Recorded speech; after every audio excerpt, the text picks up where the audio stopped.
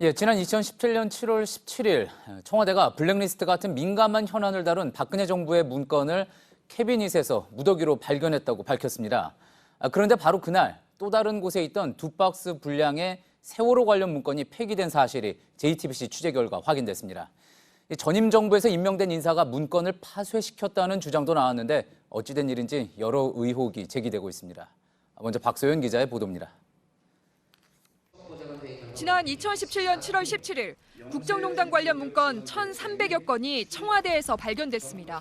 세월호, 국정교과서 추진, 선거 등과 관련하여 적법하지 않은 지시사항이 포함되어 있어 그런데 같은 날 청와대 위기관리센터에선 또 다른 박근혜 정부 문건이 파쇄된 것으로 확인됐습니다.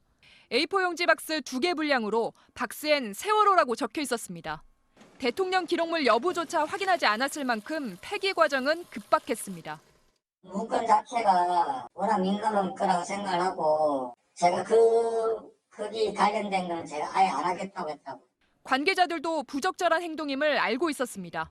저는 개인적으로 굉장히 괴로웠었어요. 그 지시를 받고. 그러나 부당하더라도 불법 쓰지 않으면 또 따라야 되는 거기 때문에. 근데 제가 그때도 후회하고 지금도 여전히 후회하는 것은 건의를 했었어야 한다.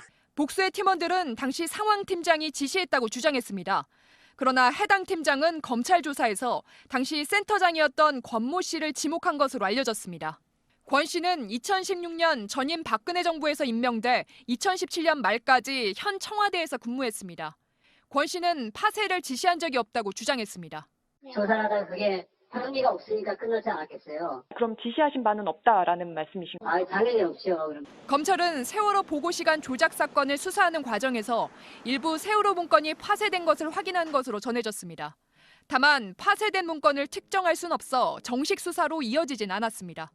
JTBC 박소연입니다. 예, 취재를 한 박소연 기자가 스튜디오에 나와 있습니다. 박 기자, 박스에는 우선 이제 세월호라고 적혀 있었다는 거잖아요. 그렇다면 그 박스 안에 실제로 어떤 문서가 들어 있었느냐 이게 중요한 부분인데 혹시 취재가 됐습니까? 네, 먼저 이 문서를 생산한 당사자가 누구인지부터 파악을 해봤는데요. 이 문서를 생산한 당사자는 세월호 참사 당일 청와대 위기관리센터에서 근무한 상황팀원이었습니다. 이 팀원은 세월호 참사 열흘 정도 지나서 대응팀으로부터 요청을 받아 문서를 정리했다고 진술했습니다. 직접 한번 들어보시죠. 네. 각 부처에서 온 팩스 출력물하고 우리 수시상황 보고서 그때 했던 거 녹취 파일 같은 거 나중에 해경에서 뭐 했다는 거 뭐 그런 거 받아놓은 거 있으면 하고. 그리고 2015년 6월쯤 청와대를 떠나면서 새로운 팀원들에게 해당 박스에 세월호 관련 문서가 있음을 알려줬다고 합니다. 다른 팀원에게도 확인해봤습니다. 들어보시죠. 세월호 관련해서 모아놓은 게 있고 세월호 관련해서 나중에 뭐 시끄러울 수도 있다. 그 정도죠. 세월호 관련해서 나중에 시끄러워질 수 있다 이런 이야기까지 있었군요. 그렇다면은 분명히 세월호와 관련한 뭔가 중요한 문서가 있었을 가능성이 상당히 높겠습니다. 네, 그렇습니다. 앞서 문서를 생산한 팀원이 대통령에게 보고했었던 문서였다라고 언급한 거를 들으셨을 텐데요. 해당 박스에 세월호 참사 당시 최초 상황 보고서가 남아 있었을 가능성이 있습니다. 아시는 것처럼 세월호 7시간 수사의 주요 쟁점 가운데 하나가 참사 당일 박근혜 전 대통령이 언제 첫 보고를 받았느냐였습니다. 당시 청와대와 대통령 기록관에 남아 있었던 최초 상황 보고서 파일은 최종 저장 날짜가 2014년 5월 15일 그리고 2014년 10월 23일로 수정된 상태였습니다. 그런데 앞서 상황 팀원들의 이야기를 종합하면요. 세월호 관련 문서를 정리한 건 참사 열흘 뒤였습니다. 비교적 사건 초기로 볼 수 있는데요. 세월호 7시간을 밝힐 원본 상태의 문서가 해당 박스에 남아 있었을 가능성을 배제할 수 없습니다. 예.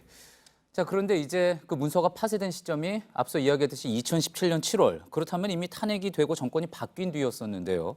누가 왜 어떤 목적으로 문서를 파쇄하라고 지시를 했던 걸까요? 네, 앞선 리포트를 보셨던 것처럼 상황팀장과 그리고 위기관리센터장의 주장은 엇갈리고 있습니다. 이 복수의 팀원들은 상황팀장의 지시였다고 주장하고 있는데요. 상황팀장은 검찰 조사에서 센터장이 문서 파쇄를 지시했다고 진술했습니다. 반면 센터장은 취재진에게 해당 문서의 존재조차 몰랐을 뿐만 아니라 파쇄를 지시한 적이 없다고 부인했습니다. 예. 검찰은 센터장은 별도로 조사하진 않았습니다. 예. 그리고 이제 앞서 리포트에서 박소연 기자가 이야기했지만 2017년 7월 17일은 청와대 캐비닛에서 중요한 문서들을 대거 발견했다고 발표를 한 날이었습니다. 왜 하필이면 그날 문서 파쇄를 했느냐, 이 부분도 궁금증으로 남는군요. 네, 공교롭게도 문서가 파쇄된 다음 날 이 위기관리센터 그 선임 행정관을 비롯한 6명이 발령을 받고서 첫 근무를 시작한 날이었습니다. 이 새로운 팀원들이 배치되기 이전에 그 이전에 있었던 문서들을 정리했을 가능성이 있습니다. 또 청와대는 앞서 2017년 7월 14일에도 민정수석실 캐비넷에서 박근혜 정부 문건이 발견됐다고 밝힌 바 있는데요.